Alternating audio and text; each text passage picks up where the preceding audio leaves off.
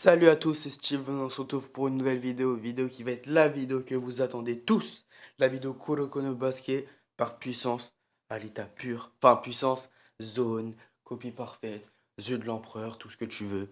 Là, c'est le top. Vous allez savoir le classement officiel, parce que moi j'ai que des vérités, t'as vu? Donc simple, on va commencer.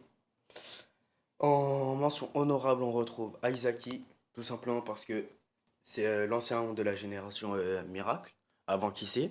Il est surpuissant, il copie tes techniques, enfin il te vole tes techniques, c'est pas la copie, il te vole tes techniques. J'ai même pas besoin d'argumenter, je sais très bien, il est surpuissant. À chaque fois on l'oublie dans les tops, mais faut pas oublier que il est surpuissant quoi. Mais on l'a pas assez exploité, je trouve, vu qu'il a joué qu'un seul match. Mais juste en un seul match, on a vu qu'il était plutôt fort, donc il mérite au moins d'être en mention honorable. En 10e position, on retrouve Kuroko Tetsuya, parce que Kuroko, c'est Kuroko. Avec,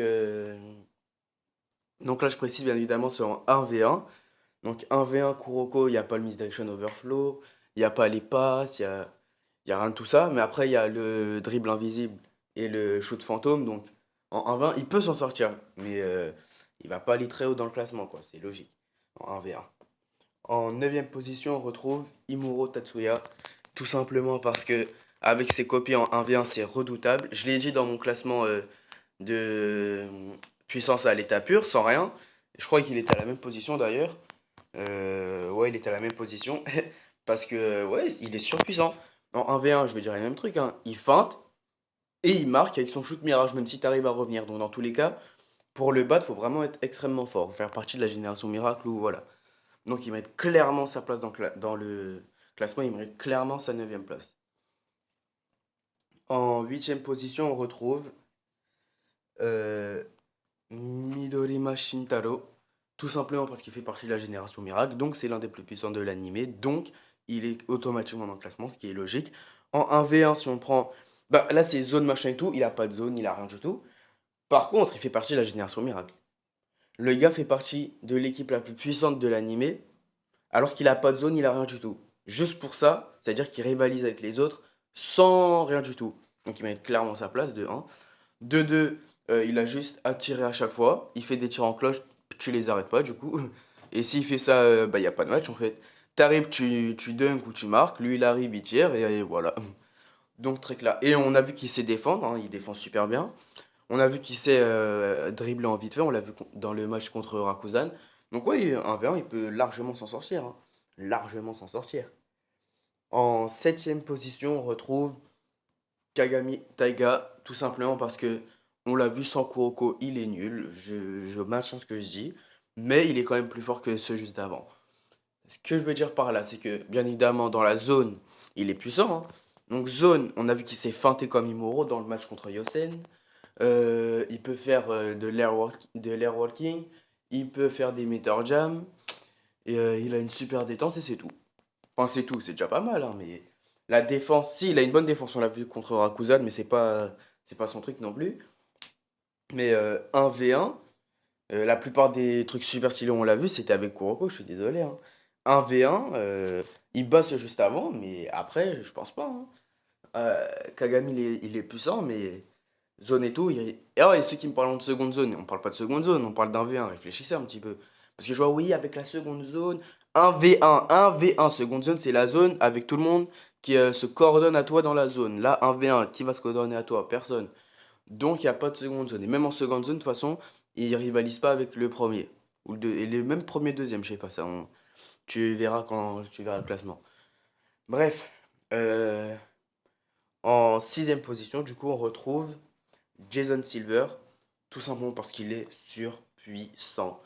Bah, c'est le pivot de l'équipe, la deuxième équipe la plus puissante. Enfin, troisième après, si t'as vu ma vidéo équipe. On l'a vu quand Kissé et Aomine sont entrés dans la zone et copie parfaite respectivement. Il a, fa- Comme sur les matchs que tu vois là, justement, il a failli les passer.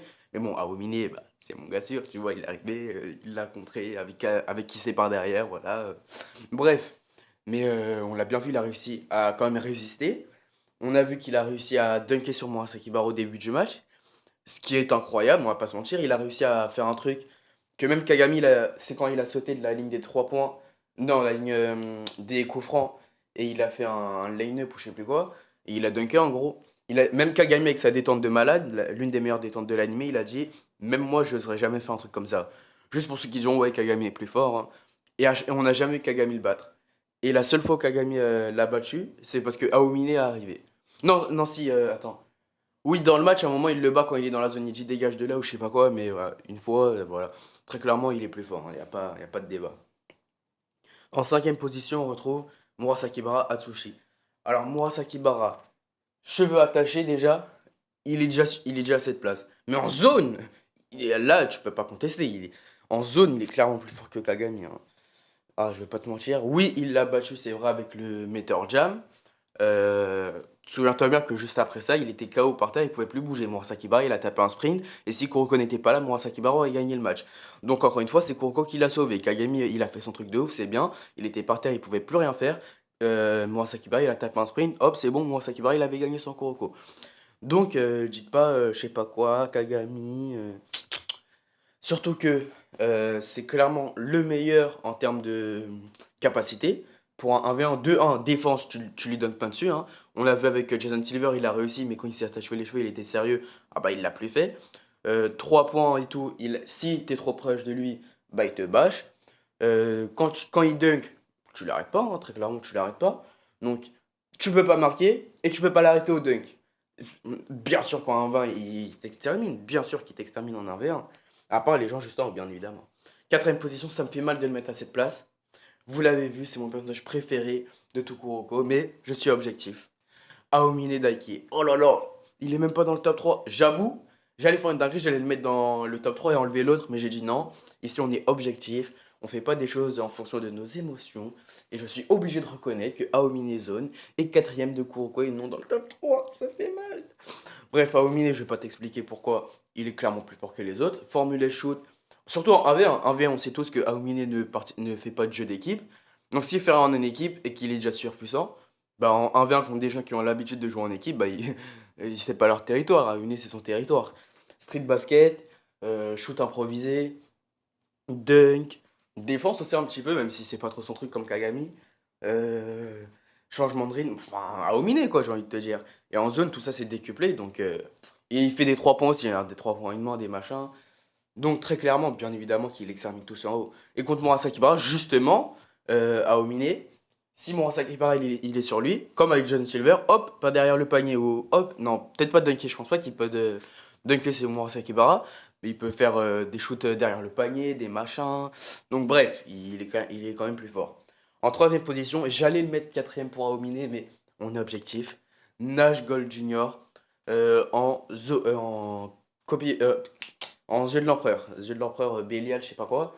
Euh, Tout simplement parce que j'allais mettre Aomine devant, mais je me suis souvenu de la scène dans le film où Aomine va dunker, il lui prend la balle juste avant le dunk. J'avoue, c'était super stylé. J'ai eu le seum parce que c'était mon personnage préféré quand même, mais c'était super stylé. Et juste pour ça, je pouvais pas mettre Aomine devant. Je ne pouvais pas. On a vu qu'il a réussi à mettre Akashi par terre. Oh là là, ah, j'avoue, j'étais choqué à ce moment-là. Mais juste ça, tu sais que je peux pas mettre. Alors, Aomine Akashi, bah là, Akashi, il est devant du coup. Mais je t'expliquerai pourquoi après. Nash. euh, Là, par contre, les passes de Nash avec là, je sais pas quoi, là, c'est juste les yeux de l'empereur, hein, parce que pas, ça sert à rien vu qu'il est tout seul. Juste les yeux de l'empereur, on a vu qu'il était super stylé. Après, Akashi les devant, juste, bah réfléchis, il a dit je peux voir l'avenir, je peux voir tous les joueurs. Sauf qu'en 1v1 tous les joueurs ça sert à rien, donc tes yeux c'est pour une seule personne, tu vois ce que je veux dire ou pas? Donc ses yeux, bah voilà. Mais bref, les yeux de l'empereur, tu sais très bien, t'as capté le bail. En deuxième position, on parlait de lui, on retrouve Akashi Seijuro. Tout simplement, alors, je parle de Akashi fin du match last game, quand il lui reste plus qu'une seule personnalité. Il a enlevé sa personnalité psychopathe, il est redevenu une personne à part entière, il a les deux yeux, plus yeux de l'empereur, plus zone, plus vision de jeu, plus tout ça, et il défonce Nash. Moi je parle de ce Akashi. L'Akashi avec ses deux personnalités avant, pour moi Aomine il le bat. Pour moi Nash il le bat. On l'a bien vu, hein, Nash il le battait, pour moi Aomine il le bat. Par contre, à la fin du match, quand il enlève sa personnalité, on l'a bien vu, Nash il le défonce, et Nash est plus fort qu'Aomine, donc après il défonce Aomine. Mais avant, donc avant le match ou même début du match, milieu de match, Aomine le battait. Pour le débat Aomine Akashi, donc Aomine l'a toujours battu jusqu'à jusqu'aux dernières minutes du dernier film, de la dernière apparition des joueurs, Akashi est devenu plus puissant. Oh, le seum, mon personnage préféré, il t'avait tout fait. Bref, c'est pas grave. Donc, Akashi, tout simplement, je le mets là parce que 1v1, on va dire qu'ils ont les mêmes yeux de leur part avec Nash. Donc, ce qui est logique, hein, vu que lui peut voir tout le match ou machin, et même Akashi, hein, il a dit ouais, bah, j'ai des yeux comme les tiens, ou même encore plus puissants que les tiens. Ça sert à rien vu que c'est un 1v1. Sur tu principe que les deux sont 1v1 avec les mêmes yeux de l'empereur. Ils sont à égalité. Nash, il a la zone, je pense pas. Akashi, il a la zone, tu le vois sur l'image, oui. Donc, bien évidemment, Akashi, il a juste à mettre yeux de l'empereur plus zone, et c'est terminé pour Nash. Donc, très clairement, Akashi, hein, je vais pas te mettre son palmarès, parce que tu connais Akashi. Tu sais qu'il mérite très, très clairement sa deuxième place. Et la première, tu l'auras deviné. Le premier, qui c'est en copie parfaite plus zone. Alors, qui c'est en copie parfaite normale, je le mets deuxième, derrière Akashi. Mais copie parfaite plus zone, je suis désolé, non, il est. Non, même copie parfaite, je pourrais mettre le premier, hein, juste copie parfaite, mais tu vois, ce serait pas une avance concrète. Copie parfaite plus zone, tu peux pas contester que c'est le meilleur. Ça a été dit quand il a eu la copie parfaite plus zone, ça a été dit par Midorima, il ne tiendra que quelques minutes, mais pendant ces quelques minutes, ce sera le joueur le plus puissant sur le terrain. Tu veux quoi de plus? Ça a été dit, il connaît Akashi, il connaît tout ça. Il a dit ce sera lui le joueur le plus puissant sur le terrain. Il y avait Aomini, il y avait tout le monde. Il y avait Nash, il y avait Jason. Il a dit, c'est le meilleur joueur sur le terrain. Et sur un 1v1, 1v1 en 10 paniers, 1v1 de 5 minutes, des trucs comme ça, ceux qui vont dire ouais mais il va s'essouffler. J'ai pas dit un match de 40 minutes, hein, j'ai pas dit un match en équipe. J'ai dit un 1v1. 1v1 c'est genre, tu définirais en 10 paniers, un 1v1 de 5 minutes, des trucs comme ça. Et la copie parfaite plus zone, ça dure 5 minutes. Ceux qui me diront, ouais, ça durait 2 minutes. Il avait utilisé la copie parfaite avant pendant 3 minutes. Donc il restait plus que 2 minutes à la copie parfaite. Et la zone s'est rajoutée. Bah, ça restait encore 2 minutes. Donc si on passe de ce principe-là, que ça a pas descendu à ça n'est pas descendu à 1 minute, ça veut dire que la copie parfaite plus zone, ça consomme le même taux d'énergie. Et donc, c'est pas 2 minutes, mais 5 minutes la copie parfaite plus zone. Mais c'est beaucoup plus dur de l'avoir. Donc, je pense pas qu'il pourrait réussir à avoir la copie parfaite plus la zone en même temps pour 5 minutes. Genre, comme le match, là, en 2 ou 3 minutes pour l'acquérir. Bref, qui c'est? Ceux qui me diront Akashi ou Nash le bas, je sais pas ce que vous racontez, hein. Il se met devant Akashi avec les yeux de l'empereur pareil, exactement la même chose. Ensuite, il se met en zone. Tu vas me dire, bah Akashi aussi, là, les zones, c'est ce que tu as dit tout à l'heure, ouais. Donc là, ils sont égalité. Il copie Aomine, il copie Murasaki Bara, il dunk. Surtout qu'Akashi, en plus, il est petite taille. Le dunk, il l'arrête pas, hein. Il fait quoi? Il tire à la Midorima. Il arrive, il contre à la Murasakiba. C'est impossible d'arrêter qui sait en copie parfaite plus zone. Qu'est-ce que vous comprenez pas? Ceux qui disent que Akashi est plus fort. C'est quoi vos arguments en fait? C'est parce que même à la fin de la game là, qui sait en copie parfaite, il copie Akashi. Donc il le copie plus tous les meilleurs de l'animé. Comment tu veux le battre? C'est comme si je te mets Usain Bolt face à Usain Bolt et je te rajoute les capacités de Sonic. Bah bien sûr qu'il va le battre. C'est la même personne, plus encore quelqu'un de plus puissant en lui-même. En gros, c'est la même personne en égalité, plus des gens plus puissants. Enfin, même pas plus puissants, mais tu rajoutes de la puissance à quelqu'un qui est à ton niveau. Bah, logique, il va te battre. Je comprends pas ceux qui disent qu'on peut battre qui c'est en copie parfaite. S'il te copie et qu'il copie quelqu'un d'autre en même temps, c'est du 2 contre 1. Donc c'est toi, donc égalité, plus quelqu'un d'autre. Donc 2 contre 1, si avec une seule personne il t'égalise, c'est impossible que tu le battes. Je comprends pas. Et surtout quand 1v1 Akashi, juste les 3 points, on l'a vu, il a dunké une seule fois, mais c'est pas son fort. Et dans tous les cas, qui sait en copie parfaite le bash. Euh, il peut. Après, bien évidemment, il met son adversaire par terre, machin et tout. Mais on parle de qui c'est copie parfaite. C'est ça que vous comprenez pas. C'est le boss. Donc voilà, le classement officiel. Donc, on va faire un petit récapitulatif, comme d'habitude. En mention honorable, on retrouve Isaac Shogo. Non, Ah mince. Non, qu'est-ce que je raconte? C'est pas lui là. En 10e position, on retrouve Kuroko Tetsuya, le personnage principal, hein, bien évidemment. En 9e position, on retrouve Imuro Tatsuya. Toujours, je laisse le gif parce qu'il est vraiment trop. À cette scène, j'ai kiffé. En 8e position, on retrouve Midorima Shintaro. En 7e position, on retrouve Taiga Kagami. En 6e position, on retrouve Jason Silver. En 5e position, on retrouve Murasakibara Atsushi. En 4e position, on retrouve Aomine Daiki. En 3e position, on retrouve Nash Gold Jr. En 2e position, on retrouve Akashi Seijuro. Et en première position, on retrouve Kisei Ryota. J'espère que cette petite vidéo Kuroko no Basuke vous aura plu. Je sais que j'ai mis beaucoup de temps à la sortir, je m'excuse. Ça faisait une semaine ou 2 semaines que je devais la sortir, je l'ai pas fait. J'ai eu des petites complications et tout, mais elle est là maintenant. Et dites-moi votre classement en commentaire.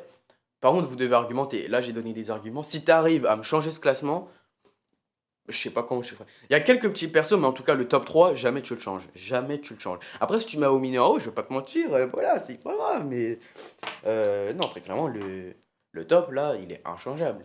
Tu peux mettre Kagami, je sais pas, il me te laisse au-dessus si tu veux, mais non, franchement, objectivement, je te parle pas de tes persos préférés, là. Genre, ah, moi, j'aime pas trop Nash, en plus, il est méchant, bah, je mets Aomine au-dessus. Non, non, je te parle objectivement, là. Donc, objectivement, c'est le classement, voilà. Donc, n'hésitez pas à liker, partager, vous abonner, commenter votre classement, hein. Et on se retrouve pour une prochaine vidéo. C'était Steven, DBZ Hall.